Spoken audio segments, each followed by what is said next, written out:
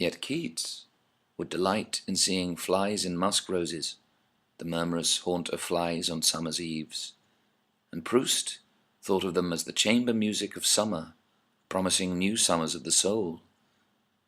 Mad John Clare was comforted by seeing them as things of the mind, like fairies. Wordsworth loved their tuneful hum, and Blake delighted in their antics, describing himself as a happy fly.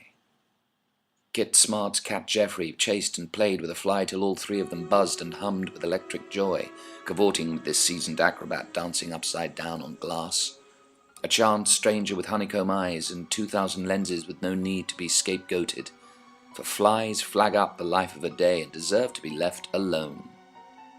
Not only that, flies pollinate just as many plants as the more popular bee. Without the fly, the summer would be silent and fruitless, for it services edible crops, onions and carrots, cabbage and peppers.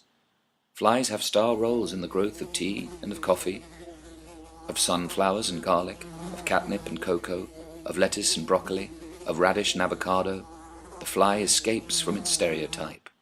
It spreads no more diseases than does man, and it breaks down waste for topsoil. And without flies, man would be buried in corpses. Yet they're despised, for man hates nothing more than those he wrongs, and to the US President, the fly had a life unworthy of being lived. It had cut in on a CNBC discussion of the media's coverage of his power, that presidential superpower which sanctions killing with impunity. The snuff aspect of it, killing the fly, was psychologically useful for Obama. He decided to take it out, and he did take it out. The president's interviewer, John Harwood, would tell the New York Times, he might have added, "For violence is our default position." And of course, if a tiny fly has you gagging with schoolgirl disgust, then why not just kill it? Though, like the brave little tailor in Grimm's fairy tales, who boasted he'd killed 7 at one blow, whoever does so risks the invitation. Now, why stop at flies? After blood's drawn in the new White House, thanks to the fly's execution, the president's quickly caught by the Pentagon's cold grip, and he's ensnared in the vast web of war games that are America's business, from which all presidents have to learn how much they profit. Suddenly this peace candidate, who had once claimed to admire Gandhi, is sending over 30,000 troops to Afghanistan, who'll urinate on their victims and who'll photograph themselves doing so. Then they'll bring back severed hands as trophies. And also, the Pentagon whispers, there's a new toy we wish you to road test. Namely, the unmanned aerial vehicle, or the drone. This robot insect, it's the Pentagon's boast, means no Americans need die, for its enemies can be killed by remote control. So from January 23, 2009, the 44th President of the US gives orders for hundreds of UAVs to hover above Afghan villages, where, with their artificial compound eyes, the drones spy on those below, aim hellfire missiles at them, and burn them to death. The Predator drone's thermobaric weapons, with their fuel-air explosives, work by spreading an incendiary mist which then ignites. A vacuum's made by a firestorm tearing apart those in target buildings. They can burst the internal organs of laborers in nearby fields. On the President's first directive, 22 lives are destroyed, including 3 children. In his first year, the US President airily orders 600 drone attacks. Over 90 are killed by one missile from a hovering drone above Farah province, signed off by the President, fresh from his triumph as a fly killer.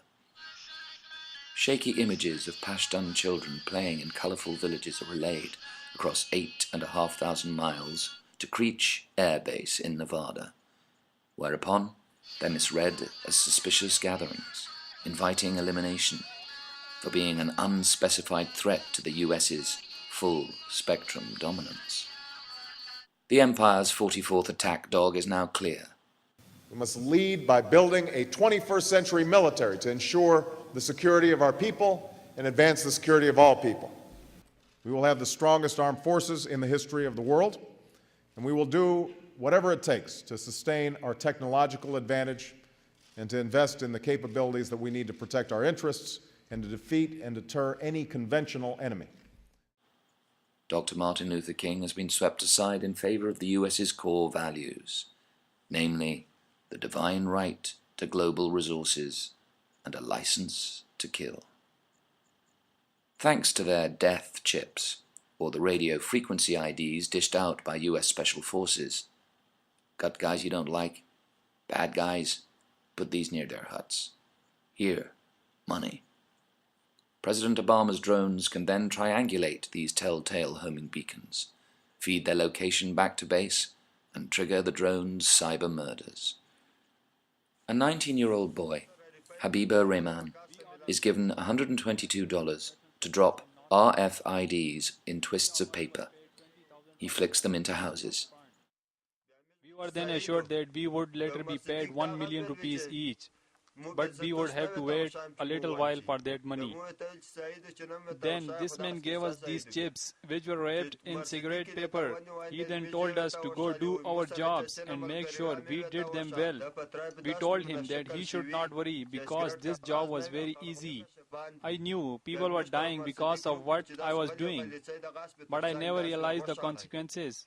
The man who hired us promised that he would protect us if anyone ever found out what we were doing. His fellow villagers find him and put him on trial, and shoot Habiba dead. After the president's first salvo, thousands of Pashtun turned out for the funerals. One banner reads, "Bombing tribes, Obama's first gift to Pakistan." Our Azeri chief, Malik Taj Mohammed, asks, why doesn't Obama understand poverty? Why doesn't he spend his money trying to help us rather than kill us? And I've seen the promised land. I may not get there with you, but I want you to know tonight that we as a people will get to the promised land. The first president, who might once have led the US out of a murderous mindset, is inexplicably changing Dr. King's plowshares into imperial swords. The crown housing King's revolutionary conscience is melted down for an imperial diadem. King's keys to the promised land are traded for the drones of Obamageddon.